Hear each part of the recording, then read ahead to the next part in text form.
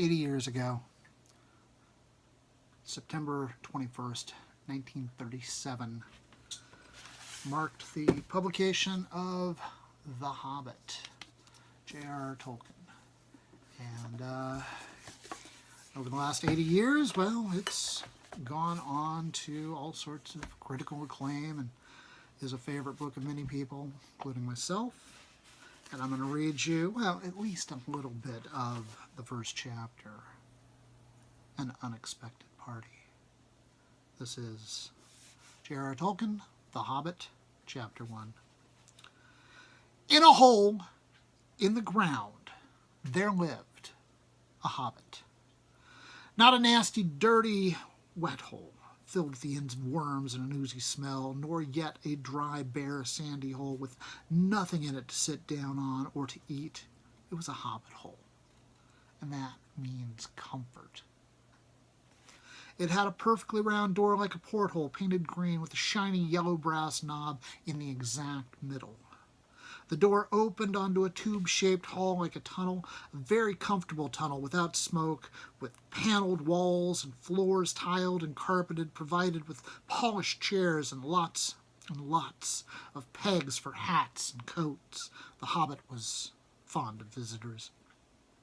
The tunnel wound on, going fairly but not quite straight into the side of the hill, as all the people for many miles round called it, and many little round doors opened out of it, first on one side, then on the other. No going upstairs for the hobbit. Bedrooms, bathrooms, cellars, pantries, lots of these. Wardrobes. He had whole rooms devoted to clothes. Kitchens, dining rooms, all were on the same floor, and indeed on the same passage. The best rooms were on the left-hand side, going in. For these were the only ones to have windows, deep-set round windows looking over his garden and meadows beyond, sloping down to the river. This hobbit was a very well-to-do hobbit, and his name was Baggins. The Bagginses had lived in the neighborhood of the hill for time out of mind, and people considered them very respectable, not only because most of them were rich, but also because they never had any adventures or did anything unexpected. You could tell what a Baggins would say on any question without the bother of asking him. This is a story of how a Baggins had an adventure and found himself doing and saying things altogether unexpected. He may have lost the neighbor's respect, but he gained.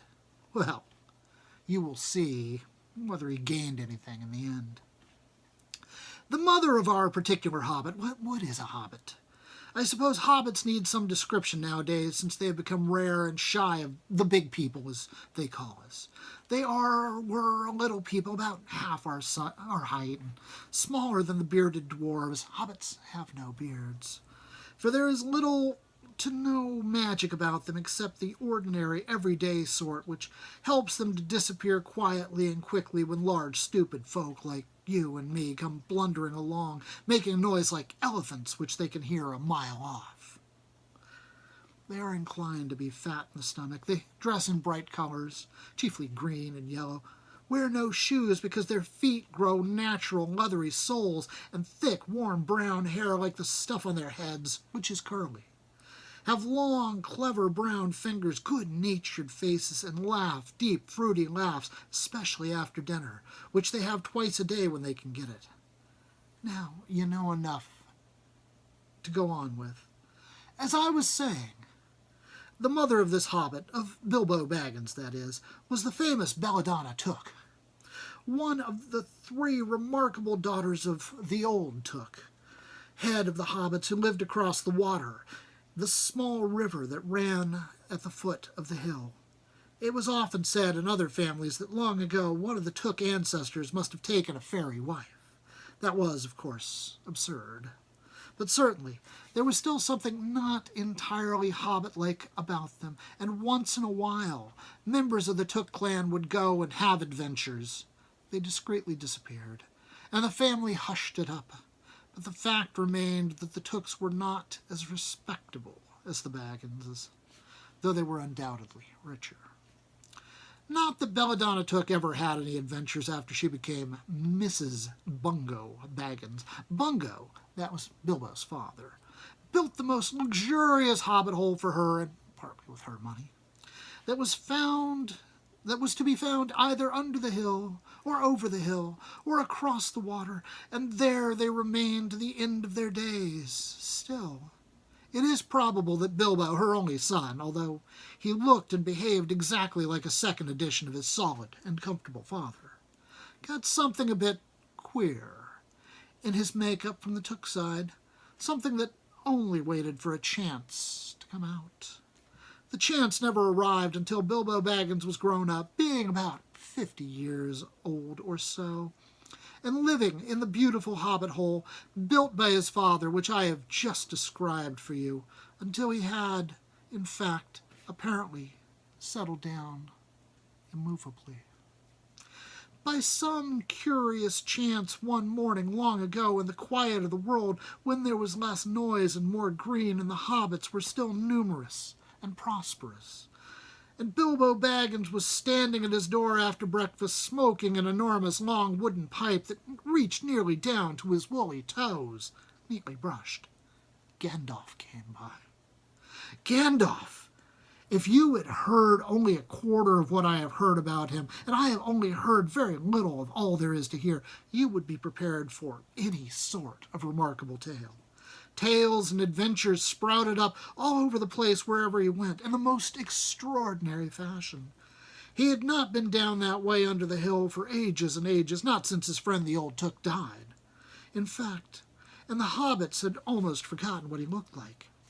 He had been away over the hill and across the water on business of his own since they were small hobbit boys and hobbit girls. And all that unsuspecting Bilbo saw that morning was an old man with a staff. He had a tall, pointed blue hat, a long gray cloak, a silver scarf over which his long white beard hung down below his waist, and immense black boots. "Good morning," said Bilbo, and he meant it. The sun was shining, the grass was very green, but Gandalf looked at him from under long, bushy eyebrows that stuck out further than the brim of his shady hat. "What do you mean?" he said. "Do you wish me a good morning, or mean that it is a good morning whether I want it or not, or that you feel good this morning, or that it is a morning to be good on?" "All of them at once," said Bilbo, "and a very fine morning for a pipe of tobacco out of doors, into the bargain. If you have a pipe about you, sit down and have a fill of mine. There's no hurry. We have all the day before us." Then Bilbo sat down on a seat by his door, crossed his legs, and blew out a beautiful gray ring of smoke that sailed up into the air without breaking and floated away over the hill. "Very pretty," said Gandalf, "but I have no time to blow smoke rings this morning. I am looking for someone to share an adventure that I am arranging, and it's very difficult to find anyone." "I should think so in these parts. We are plain, quiet folk and have no use for adventure. Nasty, disturbing, uncomfortable things make you late for dinner." "I can't think what anybody sees in them," says our Mr. Baggins, and stuck one thumb behind his braces and blew out another even bigger smoke ring. Then he took out his morning letters and began to read, pretending to take no more notice of the old man. He had decided that he was not quite his sort, and wanted him to go away. But the old man did not move. He stood leaning on his stick and gazing at the hobbit without saying anything till Bilbo got quite uncomfortable and even a little cross. "Good morning," he said at last. "We don't want any adventures here, thank you. You might try over the hill or across the water." By this he meant that the conversation was at an end. "What a lot of things you do use good morning for," said Gandalf. "Now, you mean that you want to get rid of me, and that it won't be good till I move off." Not at all, my dear sir. Let me see, I don't think I know your name."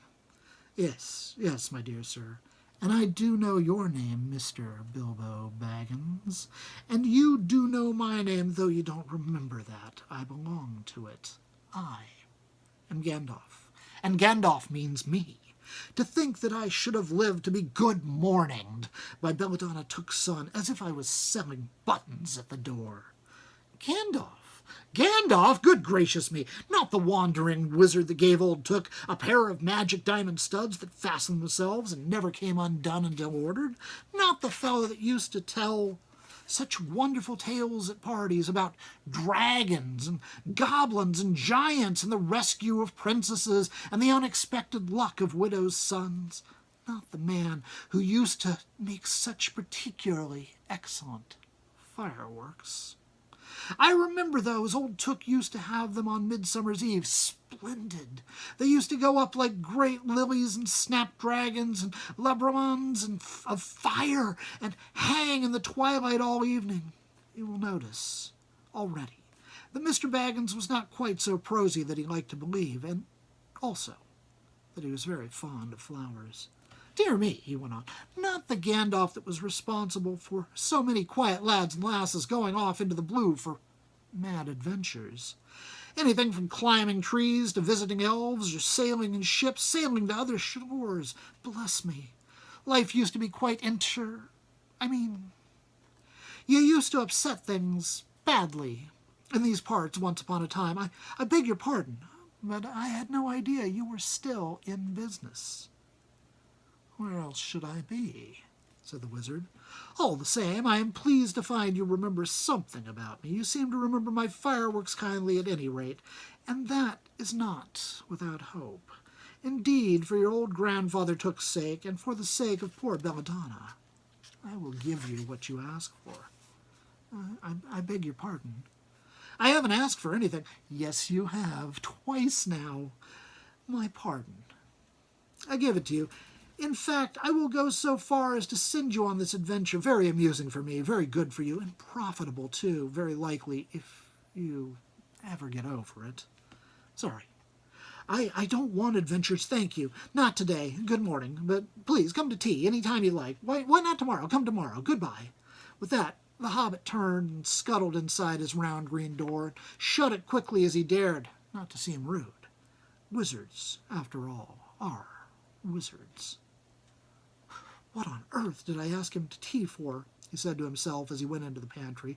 He had only just had breakfast, but he thought a cake or two and a drink of something would do him right, do him good after his fright.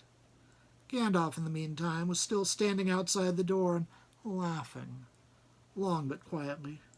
After a while he stepped up, and with the spike on his staff, scratched a queer sign on the Hobbit's beautiful green front door. Then he strode away, just about the time when Bilbo was finishing his second cake and beginning to think he had escaped adventures very well. And I'm going to leave you at that. If you haven't read The Hobbit, again, it's one of my favorites. I think you'd dig it. If you've only seen the movies, well, the book's another matter entirely. And The Hobbit is different in a lot of ways from The Lord of the Rings. This is a different voice. In a lot of ways, it is Bilbo's voice kind of doing a Doylean universe, a Tolkien universe versus a Watsonian universe or a Bilbonian universe.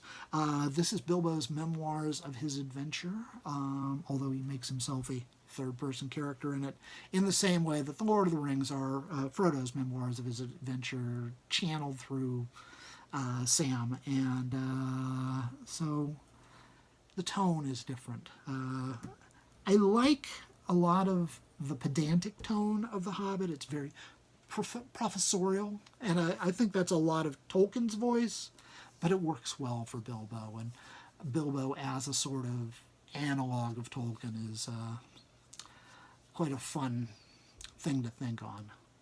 But I hope you enjoyed it, and tune in next time and I'll read you something else. Have a great day.